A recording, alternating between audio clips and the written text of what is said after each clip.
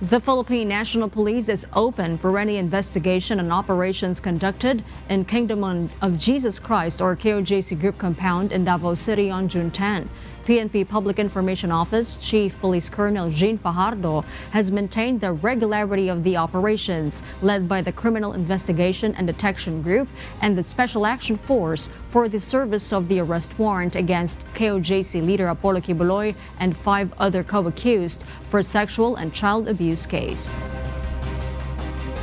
The PNP stands doon po sa kanyang posisyon na yung inimplement po natin ay isang warrant of arrest na validly issued po ng ating mga korte. At naniniwala po tayo na yung i-deploy po nating mga PNP personnel po doon ay